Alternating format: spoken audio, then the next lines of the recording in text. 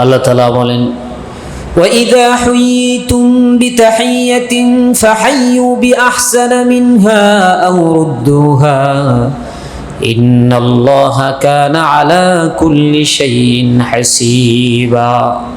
তোমাদেরকে যদি সালাম দেওয়া হয় তাহলে তোমরা সালামের মধ্যে যেই শব্দ, যিনি সালাম দিয়েছেন তিনি যেই শব্দ ব্যবহার করেছেন তার চেয়ে উত্তম শব্দ দিয়ে, অথবা তিনি যেই পরিমাণ শব্দ দিয়ে তোমাকে সালাম দিয়েছেন অন্তত সেই পরিমাণ শব্দ দিয়ে তুমি তার সালামের জবাব দাও। সুবহানাল্লাহ বলে। তো এই সালাম, কেউ যদি আমাদেরকে সালাম দেয় তাহলে সালামের জবাব দেওয়া ওয়াজিব হয়ে যায়। তবে শব্দ আরেকটু বাড়িয়ে সালামের জবাব দেওয়া এটা আরও সুন্দর, আরও উত্তম, কিন্তু অন্তত যেই শব্দে সালাম দেওয়া হয়েছে সেই শব্দে সালামের জবাব না দিলে গুনাহগার হতে হবে। এজন্য আমরা সালামের জবাবের ক্ষেত্রে কেউ কার্পণ্য করব না।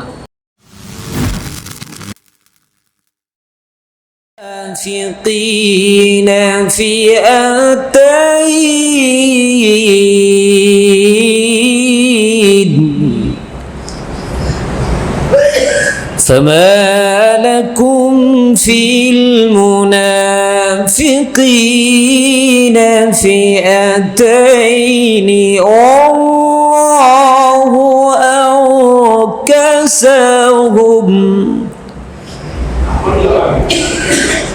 والله أركسهم بما كسبوا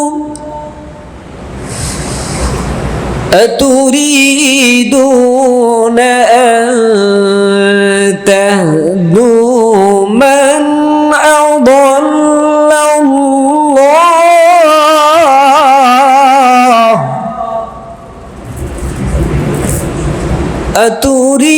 أتريدون أن تهدوا من أضل الله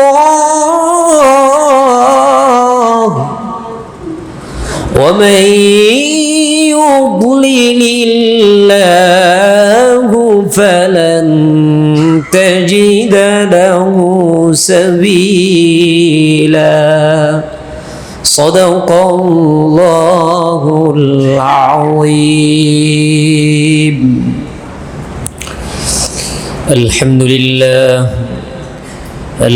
لله نحمده ونستعينه ونستغفره ونؤمن به ونتوكل عليه ونشهد أن لا إله إلا الله وحده لا شريك له ونشهد أن محمدًا عبده ورسوله الذي أرسله بالحق بشيرا ونذيرا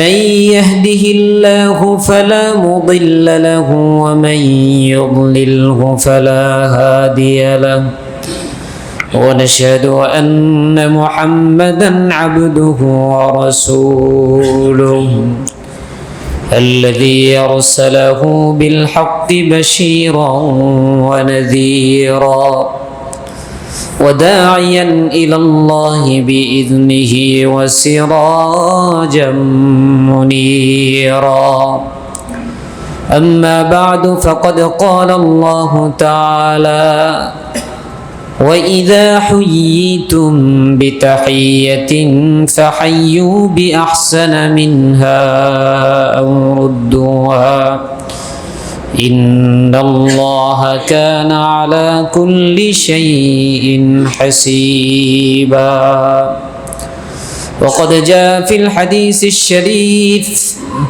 عن أبي هريرة رضي الله تعالى عنه قال قال رسول الله صلى الله عليه وسلم والذي نفسي بيده لا تدخلوا الجنة حتى تؤمنوا ولا تؤمنوا حتى تحابوا أفلا أدلكم على أمر إذا فعلتموه تحاببتم أفشوا السلام بينكم أو كما قال عليه الصلاة والسلام وقال تعالى إن الله وملائكته يصلون على النبي يا أيها الذين آمنوا صلوا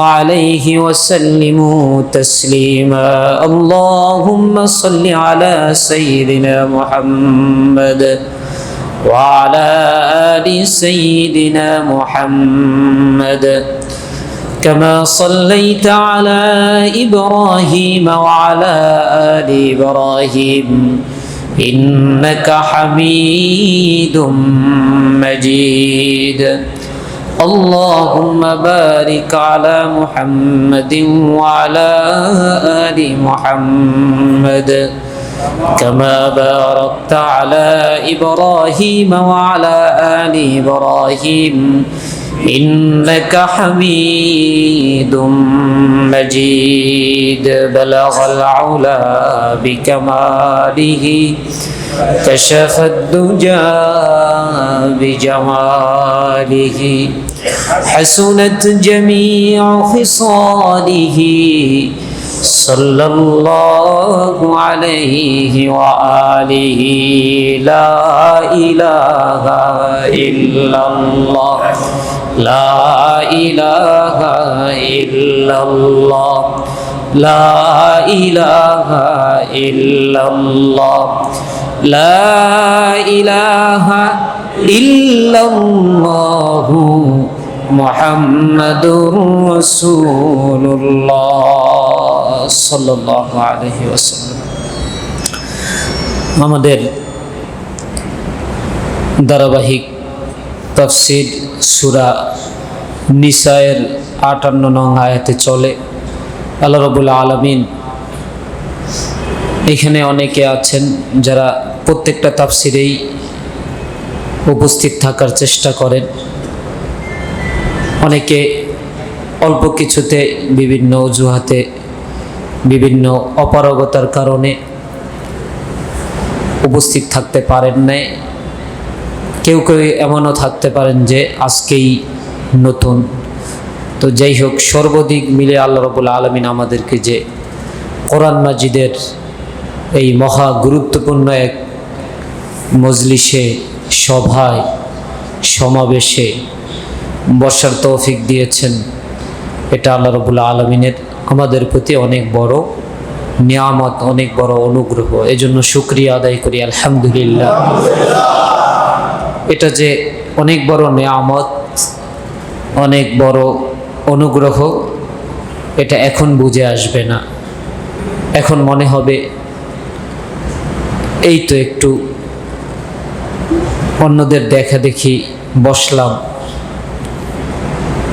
গুরুত্ব এবং এর ফজিলত বুঝে আসবে তখনই যখন আমাদের এই দুই চোখ বন্ধ হয়ে যাবে বন্ধ হয়ে যাওয়ার পরে সেখানের যে পুঁজি আখিরাতের জীবনের যেই পুঁজি সেই পুঁজি যে একমাত্র নেক আমল সেটা যখন বুঝতে পারবো তখন আফসোস করব তখন এই সমস্ত একটু সময় যেই সময়টা আমরা মসজিদে দিয়ে থাকি আল্লাহ তাআলার বাণী এই কোরআনের জন্য দিয়ে থাকি এগুলো তখন আমাদের কত বড় পুঁজি হয়ে দাঁড়াবে তখন আমরা বুঝতে পারবো এখন হয়তো আমরা বুঝি না মনে করি ছোট্ট একটা সমাবেশ এটা আমাদের কাছে তেমন দামি মনে না হলেও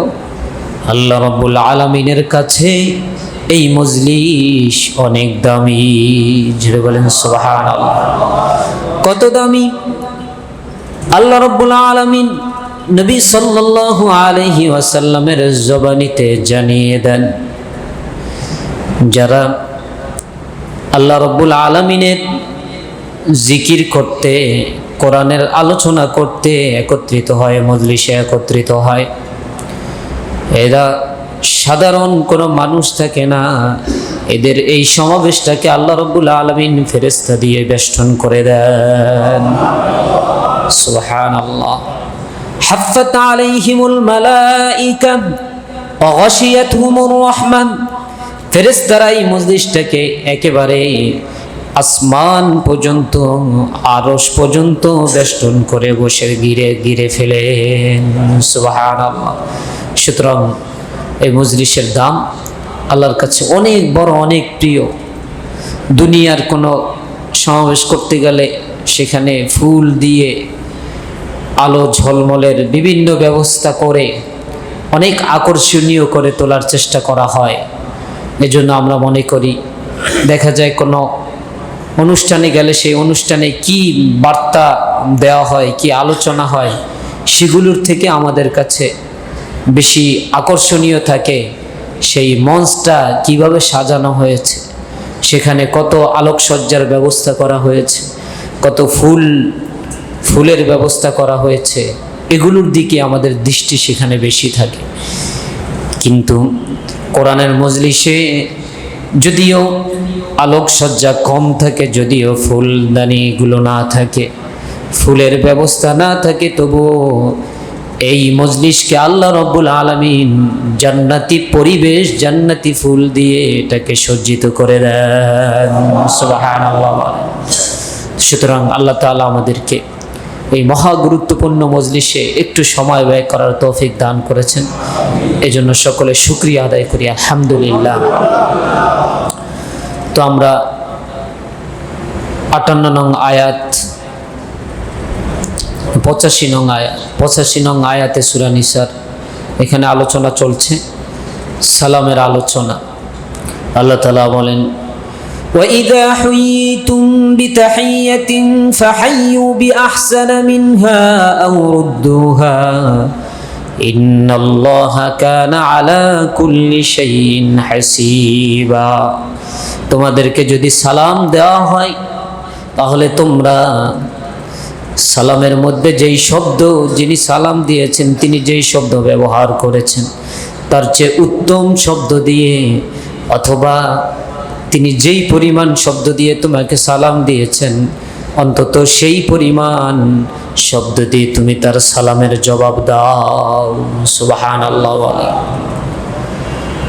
তো এই সালাম, কেউ যদি আমাদেরকে সালাম দেয় তাহলে সালামের জবাব দেওয়া ওয়াজিব হয়ে যায়। তবে শব্দ আরেকটু বাড়িয়ে সালামের জবাব দেওয়া এটা আরও সুন্দর, আরও উত্তম। কিন্তু অন্তত যেই শব্দে সালাম দেওয়া হয়েছে সেই শব্দে সালামের জবাব না দিলে গুনাহগার হতে হবে। এজন্য আমরা সালামের জবাবের ক্ষেত্রে কেউ কার্পণ্য করব না। অনেককে দেখা যায় সালাম দিলে এই হাতের ইশারায়, মাথার ইশারা দিয়ে সালামের জবাব দিয়ে শেষ করে দেয়। হ্যাঁ, আমাদের ওজোর থাকলে দূরে আছে যিনি সালাম দিয়েছেন, আমার আওয়াজ এত দূর পর্যন্ত পৌঁছবে না, তো তখন হাতের বিনিময়, ইশারার বিনিময় এরকম সালামের আদান প্রদানের অনুমতি আছে। কিন্তু সামনাসামনি কাছাকাছি আছে, একজন সালাম দিল, আমি মাথা নাড়িয়ে শুধু এইভাবে জবাব দিলাম, এইভাবে সালামের জবাব হয় না, গুনাহগার হতে হবে। এজন্য আমরা খেয়াল রাখবো এবং এই সালামের ইতিহাস আমাদের জানতে হবে, সালামটা কখন থেকে শুরু হয়েছে। আল্লাহ রাব্বুল আলামিন যখন হযরত আদম আলাইহিস সালামকে সৃষ্টি করলেন, আদম আলাইহিস সালামকে সৃষ্টি করার সময় আল্লাহ তাআলা ফেরেশতাদের কাছে বিষয়টা পেশ করলেন, বললেন, وَإِذْ قَالَ رَبُّكَ لِلْمَلَائِكَةِ إِنِّي جَاعِلٌ فِي الْأَرْضِ خَلِيفَةً। হে ফেরেশতারা শোনো, আমি পৃথিবীতে আমার একজন প্রতিনিধি, খলিফা বানাতে যাচ্ছি, অর্থাৎ মানুষ বানাতে চাচ্ছি। ফেরেশতারা তখন জবাবে বললেন, আতাজআলু ফিহা মান ইউফসিদু ফিহা। হে আল্লাহ, আপনি কি এই জমিনের মধ্যে এমন মানুষ সৃষ্টি করবেন, এমন সৃষ্টি আপনি তৈরি করবেন যারা জমিনের মধ্যে ফাসাদ সৃষ্টি করবে? ফেরেশতাদের এই প্রশ্নের কারণ ছিল ইতিপূর্বে জিন জাতির অবস্থা তারা দেখেছে। জিন জাতিকে আল্লাহ রাব্বুল আলামিন সৃষ্টি করার পরে তারা পরস্পরে হিংসা বিদ্বেষ মারামারি কাটাকাটি করে বিভিন্ন অঞ্চল ধ্বংস করে দিয়েছে, শেষ করে দিয়েছে।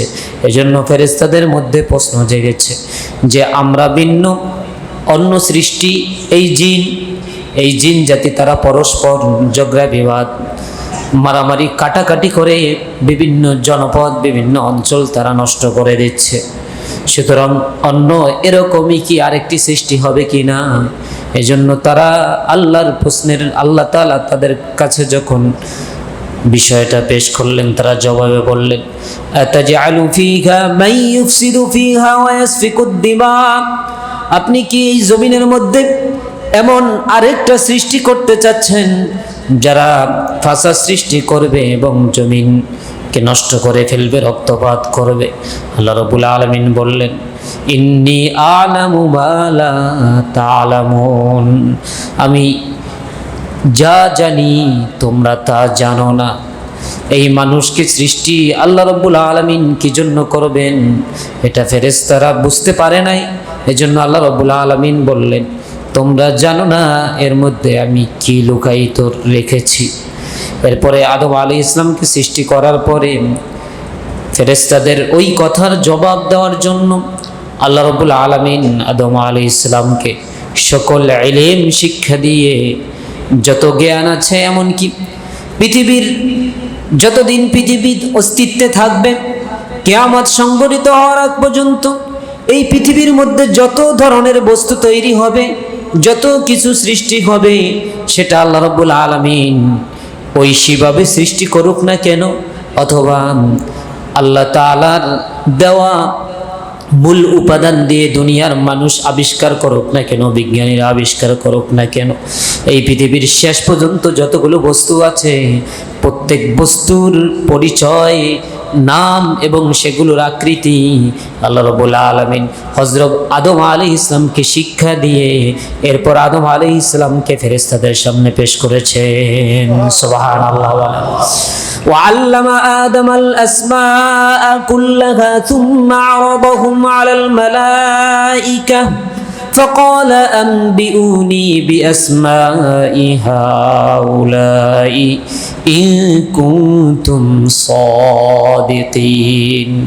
আল্লাহ রাব্বুল আলামিন আদম আলাইহিস সালামকে সকল বস্তুর নাম, পরিচয়, এমনকি হাদিসের বিভিন্ন বর্ণনায় পাওয়া যায় হযরত আদম আলাইহিস সালামকে প্রত্যেকটা জিনিসের আকৃতিতেও আল্লাহ রাব্বুল আলামিন তখনই দেখিয়ে দিয়েছেন।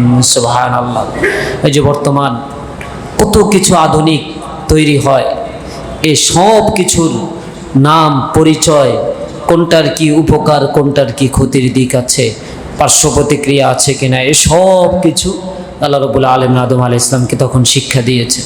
শিক্ষা দিয়ে এরপরে ফেরেশতাদের সামনে পাঠিয়েছেন মর্যাদা দেওয়ার জন্য যে আমি কি জন্য মানুষ সৃষ্টি করেছি। তো সেই সময় আদম আলাইহিস সালামকে আল্লাহ রাব্বুল আলামিন ফেরেশতাদের সামনে উপস্থিত করার সময় বলে দিয়েছেন, আদম তুমি ফেরেশতাদের সামনে উপস্থিত হয়ে তাদেরকে সালাম দিবে আর ফেরেশতারা তোমার সালামের জবাব দিবে। জোরে বলেন সুবহানাল্লাহ। তাহলে পৃথিবীর সর্বপ্রথম মানুষের সাথে ফেরেশতার সাক্ষাৎ ইতিহাস থেকে বোঝা যায়। তখনও আদম আলাইহিস সালাম সৃষ্টি হওয়ার পরে তখন আল্লাহ রাব্বুল আলামিন হাওয়া আলাইহিস সালামকে সৃষ্টি করেন নাই। তো প্রথম মানুষ সৃষ্টি করেছেন, সেই মানুষের সাথে মানুষের তো সাক্ষাতের কোনো সুযোগ নাই। সর্বপ্রথম সাক্ষাৎ ফেরেশতার সাথে হয়েছে। সেই সাক্ষাতের প্রথম একজন আরেকজনের সাথে কথার বিনিময়, কথা আদান প্রদানের সূচনা আল্লাহ রাব্বুল আলামিন পৃথিবীর প্রথম উচ্চারণ, প্রথম শিক্ষা দিয়েছেন সালাম দিয়ে। জোরে বলেন সুবহানাল্লাহ। তাহলে এই যে পরস্পর সাক্ষাতের এবং একজন থেকে আরেকজনের বিদায় গ্রহণের সময় কি অভিবাদন হবে, এটা পৃথিবীর প্রথম মানুষ সে আদম আলাইহিস সালামকে আল্লাহ রাব্বুল আলামিন শিক্ষা দিয়েছেন এবং প্রথম অভিবাদন মোলাকাতের সাক্ষাতের যে বাণী, যে সুন্দর অভিবাদন বাক্য, সেই বাক্য ছিল সালাম। জোরে বলেন সুবহানাল্লাহ। কিন্তু কিছু মুসলমান নামদারি বেঈমান আছে, উপরে মুসলমান ভিতরে বেঈমান। তাদের কাছে এই সমস্ত ইসলামী বাক্য, ইসলামী ভাবধারার প্রকাশভঙ্গি, এগুলো তাদের কাছে ভালো লাগে না। জোরে বলেন নাউজুবিল্লাহ। তারা এই সমস্ত রীতিনীতি, কৃষ্টি কালচার, মুসলমানদের সভ্যতা, এগুলোকে বিতরণের জন্য তারা অভিবাদনের বিভিন্ন শব্দ তৈরি করেছে এবং এগুলো মুসলমানদের মধ্যেও ছড়িয়ে দেওয়ার চেষ্টায় মুসলমানদের মধ্য থেকে আজকে সালাম আস্তে আস্তে বিদায় নেওয়া শুরু করছে। জোরে বলেন নাউজুবিল্লাহ। ছোট ছোট বাচ্চাদেরকে সালাম শিখাই না আমরা। বাচ্চাদেরকে সালাম শিখানোর পদ্ধতি কি? পিটায়, কিরে সালাম দাস না কেন, এরকম এই জন্য বাচ্চাকে পিটানো, এটা সালাম দেওয়ার পদ্ধতি?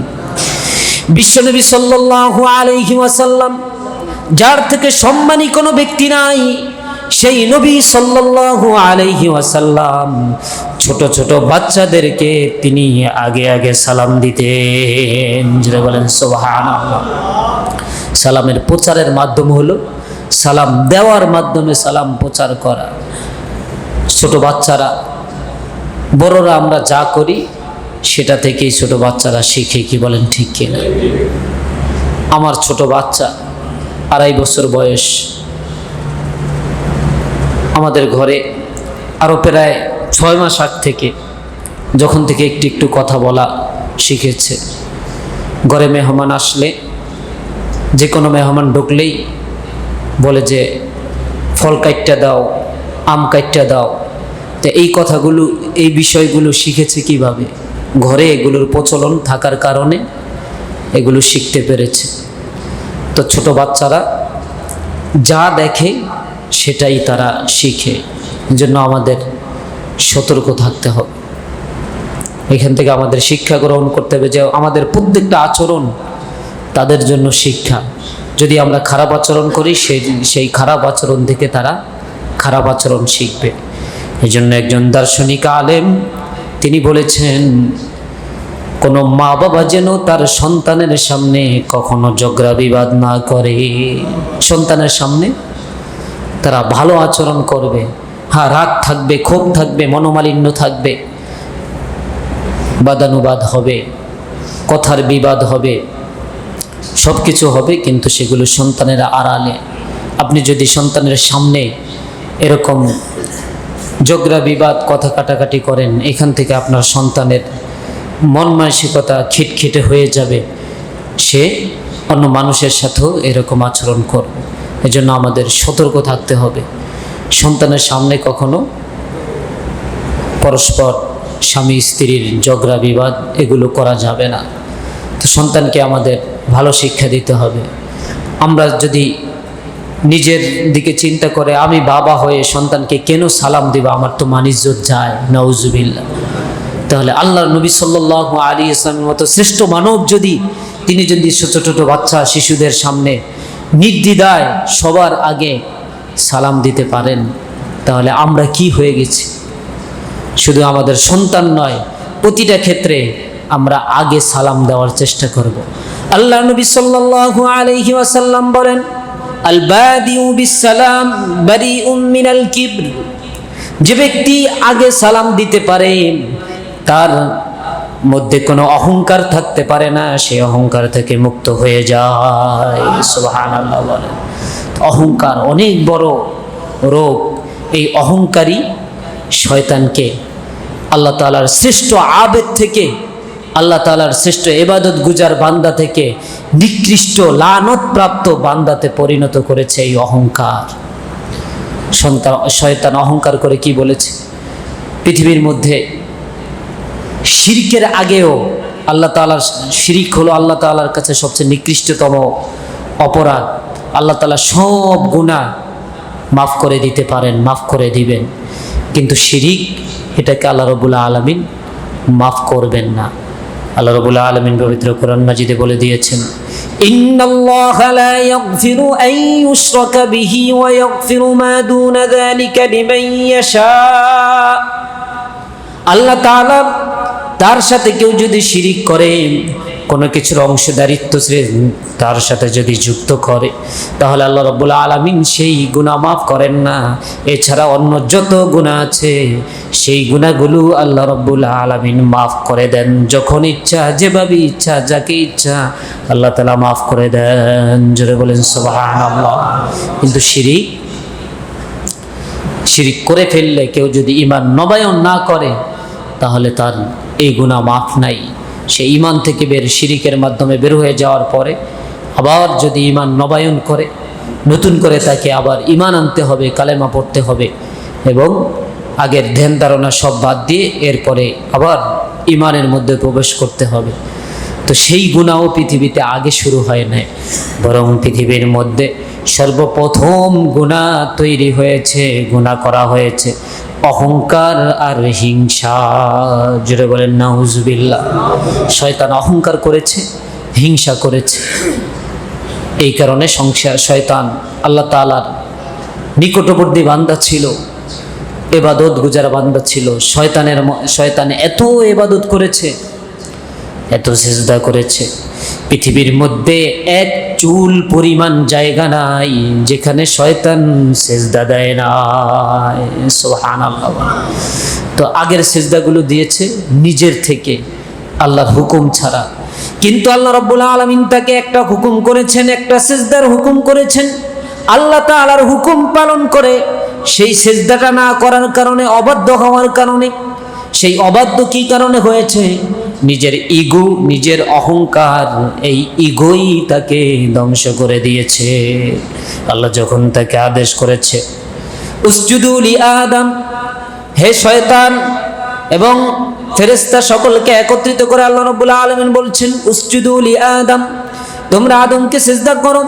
ফেরেশতারা কোনো দিকে তাকান নাই, কোনো সংকোচ করেন নাই, কোনো দ্বিধা করেন নাই, নির্দ্বিধায় অনায়াসে আল্লাহর আদেশ হতে দেরি ফেরেশতারা আদম আলাইহিস সালামের উদ্দেশ্যে সিজদায় লুটিয়ে পড়তে এক মুহূর্ত দেরি করেন না।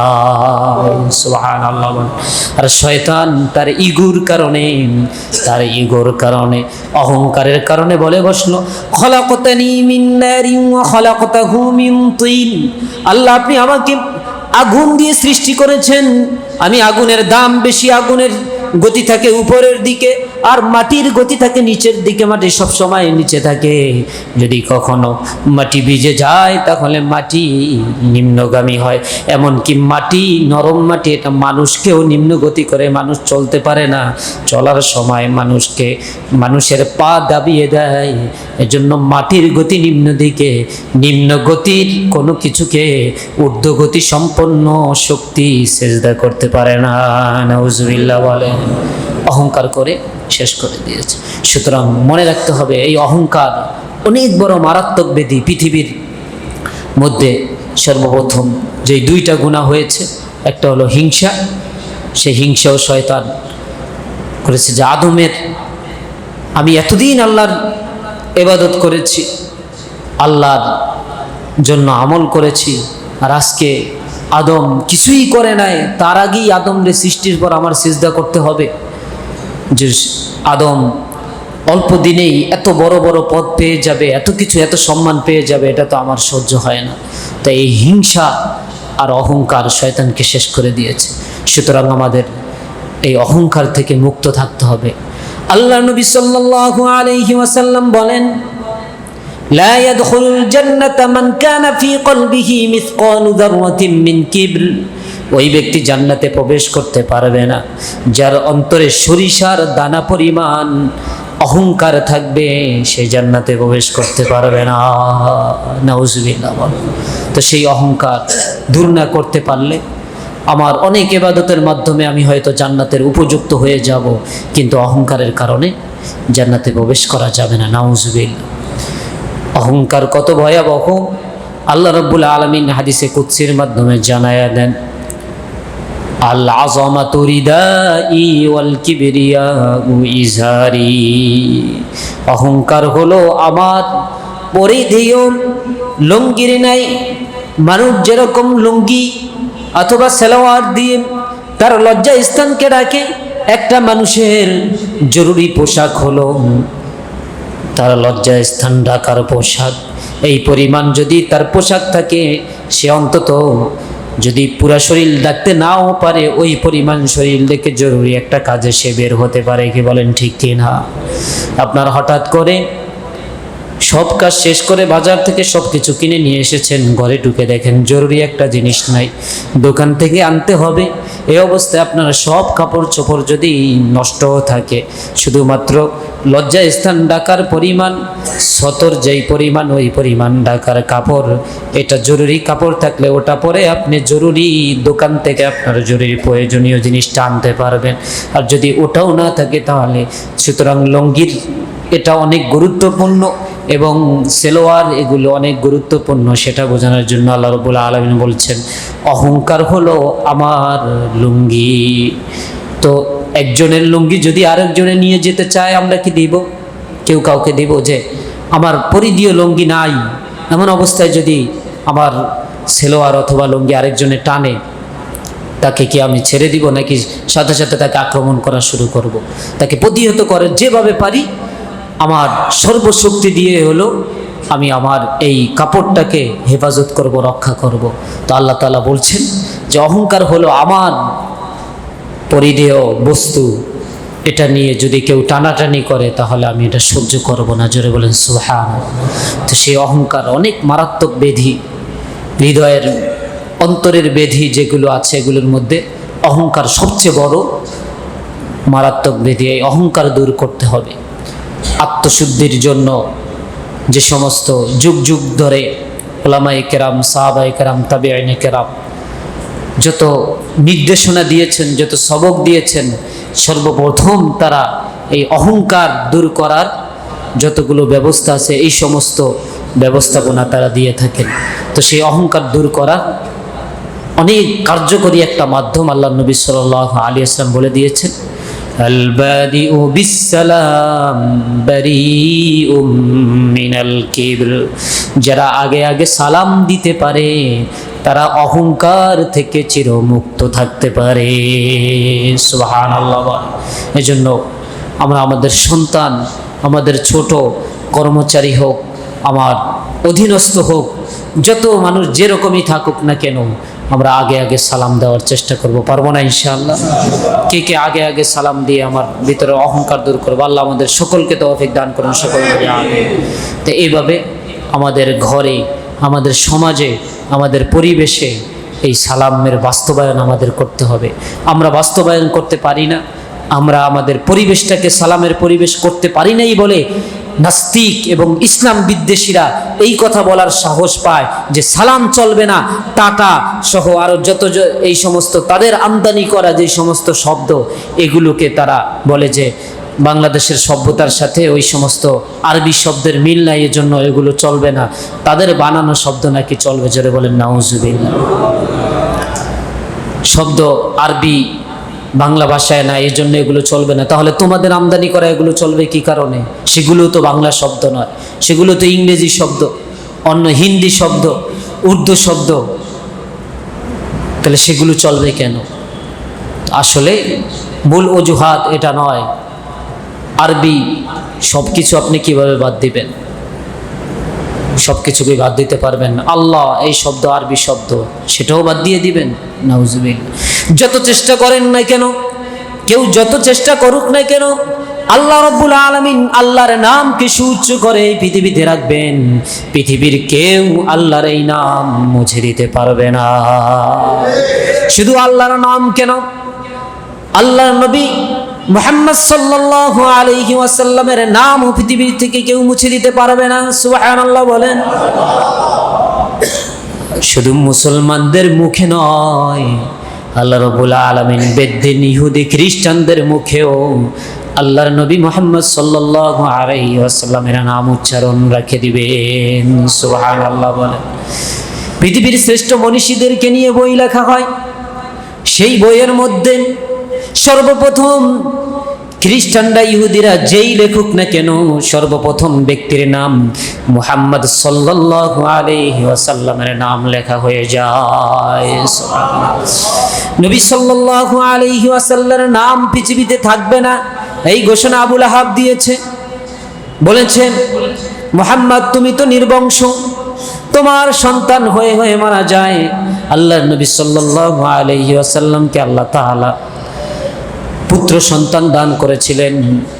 অল্প কয়েকদিনের মাথায় প্রত্যেকটা সন্তান দুনিয়া থেকে বিদায় নিয়ে চলে গেছে।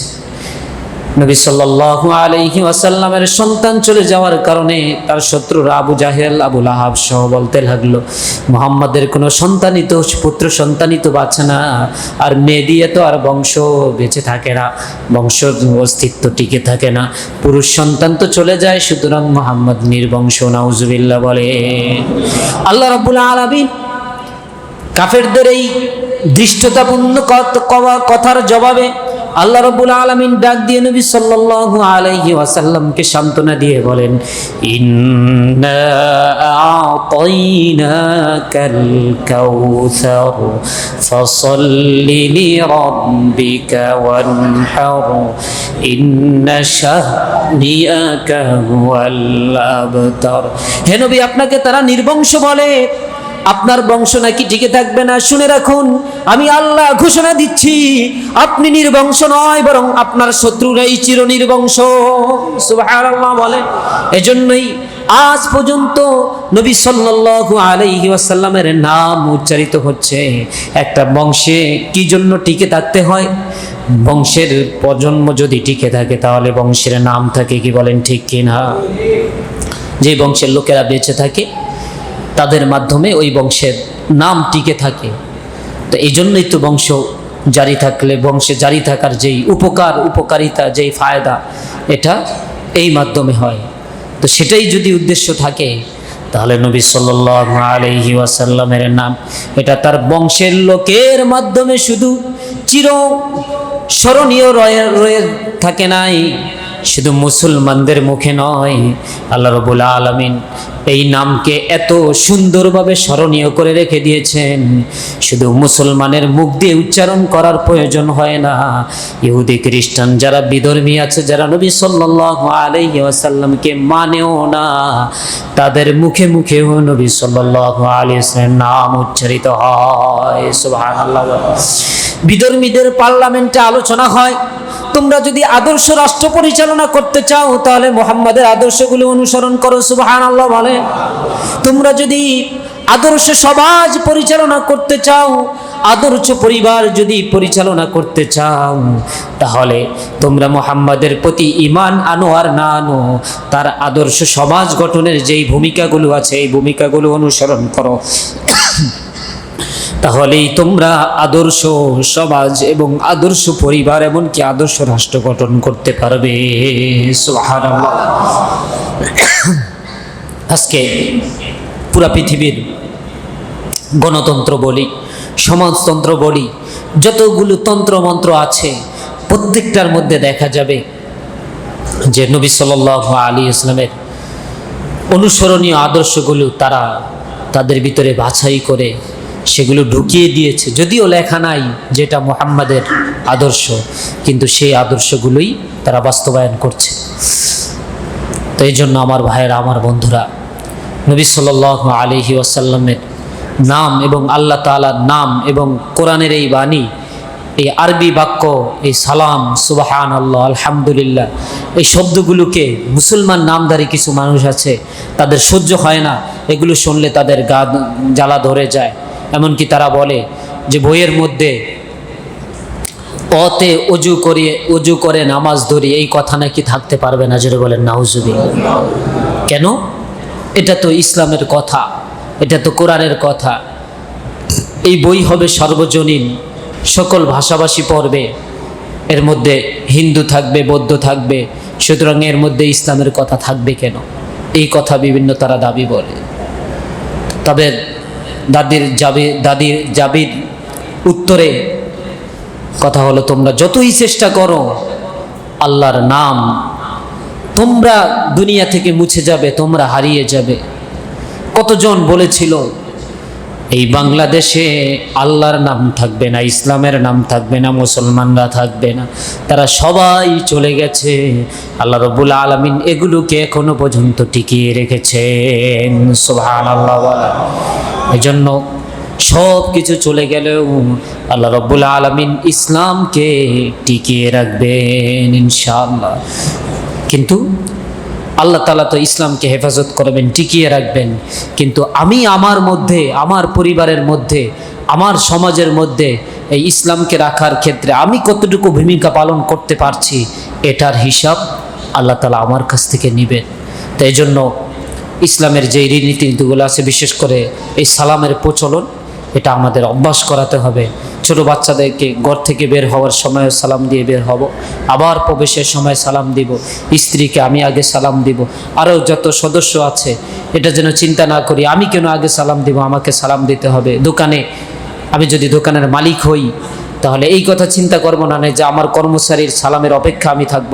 আমি যদি অফিসের উচ্চ কর্মকর্তা হই তাহলে এই চিন্তা করব না যে আমার নিচু পদের যে আছে তাকে আমি সালাম দিব না, এগুলো না।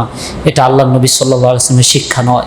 আল্লাহ নবী সাল্লাল্লাহু আলাইহি ওয়াসাল্লাম সবার আগে সালাম দিতেন। সাহাবায়ে কেরামের কথা হলো আল্লাহর নবীকে আমরা আগে সালাম দিতে পারতাম না।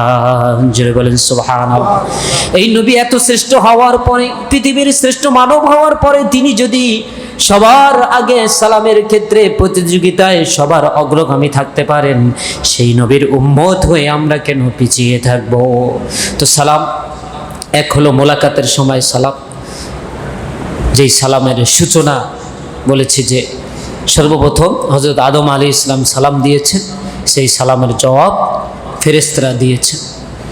ঠিক তেমনইভাবে এটাই আবার যখন এই পৃথিবীর সব কিছু হিসাব শেষ হওয়ার পরে আবার যখন আমরা আদম আলাইহিস সালাম এবং আদম আলাইহিস সালামের সন্তানরা যখন জান্নাতে যাবে, এই জান্নাতে প্রবেশের সময় ফেরেশতারা আমাদেরকে সালাম দিয়ে দিয়ে তারপর জান্নাতে প্রবেশ করাবেন। সুবহানাল্লাহ।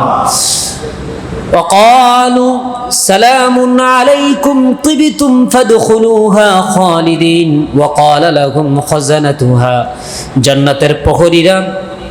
জান্নাতের প্রহরী ফেরেশতারা জান্নাতের দরজায় দাঁড়িয়ে দাঁড়িয়ে যখনই মুমিনরা জান্নাতে প্রবেশ করা শুরু করবে আদম সন্তান, তখন এই আদম সন্তানকে ফেরেশতারা সালাম দিবে। সুবহানাল্লাহ বলে। সর্বপ্রথম যখন আদম আলাইহিস সালাম ওই জান্নাতেই, আল্লাহ তাআলা আদম আলাইহিস সালামকে সৃষ্টি করে জান্নাতে রেখেছেন, সেই জান্নাতেই সর্বপ্রথম যখন আদম আলাইহিস সালাম ফেরেশতাদের সাথে মোলাকাত করেছেন, সাক্ষাৎ করেছেন, তখন আদম আলাইহিস সালাম তাদেরকে সালাম দিয়েছেন আর ফেরেশতারা সালামের জবাব দিয়েছেন। এটা আবার ঘুরিয়ে যখন আমরা আবার জান্নাতে যাব তখন ফেরেশতারা আমাদেরকে সালাম দিবে, অভিবাদনের সালাম, অভ্যর্থনা জানাবে সালামের মাধ্যমে, আমরা তাদের সালামের জবাব দিতে দিতে জান্নাতে প্রবেশ করব। সুবহানাল্লাহ। তাই এই সালাম এটা পৃথিবীর সূচনায় মোলাকাতের বাক্য, সাক্ষাতের বাক্য, অভিবাদনের বাক্য, এটা যেরকম পৃথিবীর সর্বপ্রথম মানুষে আর ফেরেশতায় সাক্ষাতে, মোলাকাতে, অভিবাদনের যেই বাক্য প্রথম উচ্চারিত হয়েছে, আবার এই পৃথিবীর কার্যক্রম শেষ হয়ে শান্তির জান্নাতে প্রবেশের সময়ও তখনও এই সালামই থাকবে। তো পৃথিবীতে সূচনাও এই সালাম দিয়ে, আবার পৃথিবীর থেকে সব কিছু শেষ করে জান্নাতের সূচনা, সেটাও সালামের মাধ্যমে। জোরে বলেন সুবহানাল্লাহ। এই জন্য আমাদের এই সূচনা এবং শেষ এই যে বাক্য, এই বাক্যকে আমাদের দুনিয়ায়, এটা আমাদের সমাজে আমাদের বাস্তবায়ন করতে হবে, আমাদের ঘরে বাস্তবায়ন করতে হবে। যদি করতে পারি তাহলেই আশা করা যায় যে আমরা ফেরেশতাদের সালাম শুনতে শুনতে, শান্তির সালাম শুনতে শুনতে আমরা জান্নাতে প্রবেশ করতে পারবো। তো এক হলো মোলাকাতের জন্য সালাম, আর আরেকটা সালামের কথা আল্লাহ রাব্বুল আলামিন বলেছেন, ইয়া আইয়ুহাল্লাযীনা আমানু লা তাদখুলু বুয়ুতান গায়রা বুয়ুতিকুম হাত্তা তাস্তানিসু ওয়া তুসাল্লিমু আলা আহলিহা। তোমরা যদি কোনো ঘরে প্রবেশ করো অথবা কোনো রুমে প্রবেশ করো তাহলে ওই প্রবেশের আগে সালাম দিয়ে প্রবেশ করো। সুবহানাল্লাহ বলে। কত সুন্দর রীতি যে একজন ঘরে অপ্রস্তুত অবস্থায় থাকতে পারে, কি অবস্থায় থাকে না কি অবস্থায় থাকে, এজন্য সেই ঘরে প্রবেশের আগে সালাম দিয়ে, আগে সালাম দেওয়ার পরে যখন সালামের জবাব আসবে যে ঠিক আছে আসেন, তখন ভিতরে যেতে হবে। এটা ইসলাম এই সুন্দর শিষ্টাচার শিক্ষা দিয়েছে। এগুলো যদি ইসলামের শিখানো শিষ্টাচার যদি আমরা আমাদের পরিবারে বাস্তবায়ন করতে পারি, তাহলে পরিবারটা কত সুন্দর হয়ে যায়। অন্যথায় হঠাৎ করে কে কোন অবস্থায় আছে, কাপড় চোপড়ের কী অবস্থা, এগুলো খবর নাই, ঢুকে যায়। আবার অনেকে ঢুকার আগে পর্দার ফাঁক দিয়ে, দরজার ফাঁক দিয়ে তাকায়া দেখে, জোরে বলেন নাউজুবিল্লাহ। আল্লাহ নবী সাল্লাল্লাহু আলাইহি ওয়াসাল্লাম বলেছেন, কেউ যদি তাকায় তাহলে তার এই চোখে গরম সীসা পুড়িয়ে সেই সীসা তার চোখে কিয়ামতের দিন ঢেলে দেওয়া হবে, জোরে বলেন নাউজুবিল্লাহ।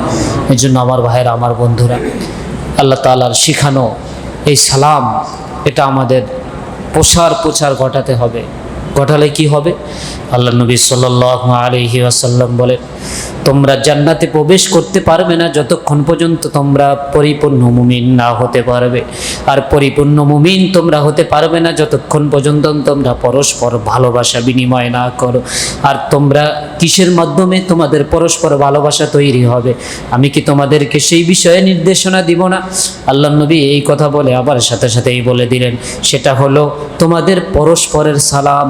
পরস্পর সালাম দেওয়ার মাধ্যমেই তোমাদের পরস্পরের মধ্যে ভালোবাসার সম্পর্ক তৈরি হবে, শত্রুতা দূর হবে, মহাব্বতের সম্পর্ক তৈরি হবে।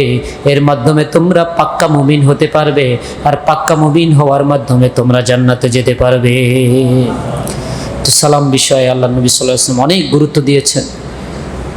আমরা এই সালাম এটাকে বাস্তবায়ন করার চেষ্টা করব, তাহলে কি কি লাভ হবে?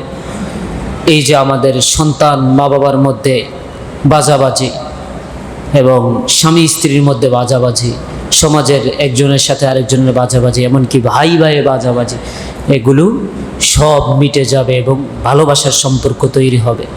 তো এই সালাম যেরকম আমাদের আখিরাতের ফায়দার জন্য, ঠিক দুনিয়ার ফায়দার জন্য আমাদের সালাম পরবর্তী বাস্তবায়ন করতে হবে।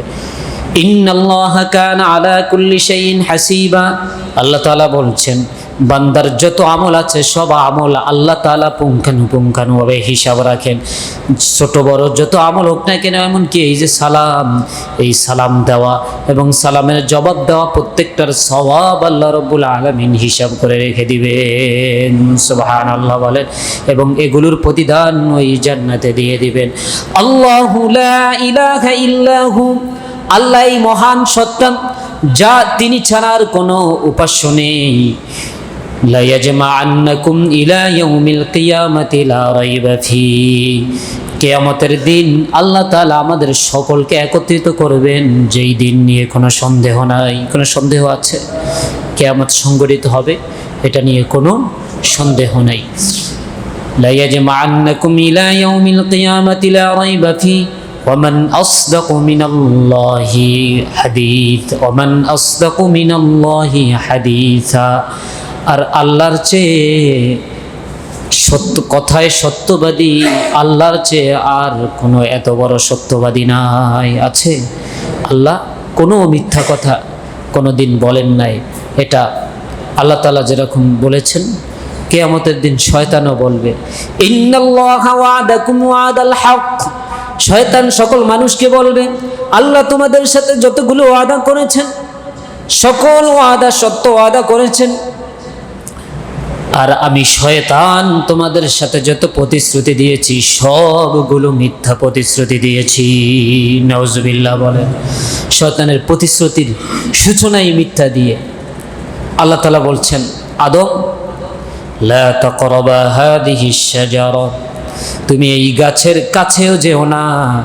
এই গাছের কাছে যদি যাও তাহলে এটা দিয়ে তোমার ক্ষতি হবে। কিন্তু শয়তান ডাক দিয়ে বলে, জানো আদম, আল্লাহ কি জন্য তোমাকে এই গাছের কাছে যাইতে নিষেধ করছে? কারণ এই গাছের যদি একটা ফল তুমি খাইতে পাও, চিরজীবী হয়ে যাবে, তোমার আর মরতে হবে না। যেটা বলেন নাউজুবিল্লাহ। প্রথম প্রতিশ্রুতি মিথ্যা প্রতিশ্রুতি। তো এরকম শয়তান যত প্রতিশ্রুতি দিয়েছে সবগুলো মিথ্যায় রূপান্তরিত করেছে। আল্লাহ নবী সাল্লাল্লাহু আলাইহি ওয়াসাল্লামকে যখন আবু জাহেল বদরের ময়দানে শেষ করে দেওয়ার জন্য মিশনে নেমেছে, তখন শয়তান ওয়াদা দিয়ে বলে যে হ্যাঁ, এই এখনই সময় মুসলমানদেরকে সমূলে নিঃশ্বাস করে দিয়ে তোমাদের আদর্শ প্রতিষ্ঠা করার এখনই সময়, যাও বদরের যুদ্ধে, আমি তোমাদের সাথে আছি। জোরে বলেন নাউজুবিল্লাহ। ইন্নী মাআকুম ওয়া ক্বালা ইন্নী মাআকুম, শয়তান বলে আমি তোমাদের সাথে আছি। যখন আল্লাহ রাব্বুল আলামিন যুদ্ধের ময়দানে, বদরের ময়দানে মুসলমানদের সাহায্যে ফেরেশতা দল পাঠিয়ে দিয়েছেন, শয়তান তো ফেরেশতা দল দেখেই সাথে সাথে চিনে ফেলেছে। এবার চিনে ফেলে বলে ইন্নী আখাফুল্লাহ ইন্নী আরা মা লা তারাউন। শয়তান এবার ডাক দিয়ে বলে, ও আবু জাহেল, তোমরা লড়াই করো, এখন আর আমি তোমাদের সাথে নাই। নাউজুবিল্লাহ বলেন।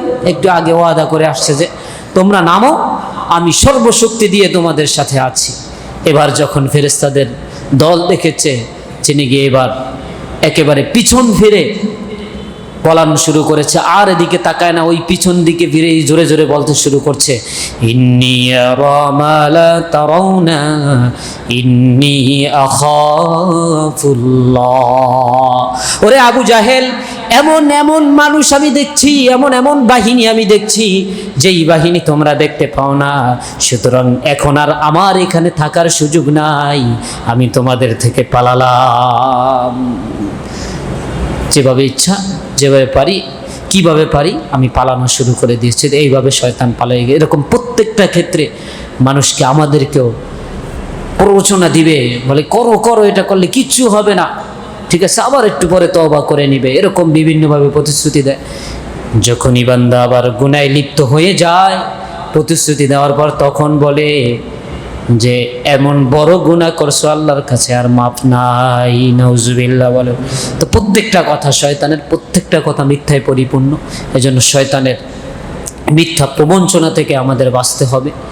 আল্লাহ রাব্বুল আলামিন আমাদের সাথে যে ওয়াদাগুলো করেছেন, এবং আল্লাহর কথাও সত্য, আল্লাহর ওয়াদাও সত্য, সেগুলো কোরআনের মাধ্যমে, নবীদের বাণীর মাধ্যমে আল্লাহ তাআলা আমাদের কাছে পৌঁছিয়েছেন।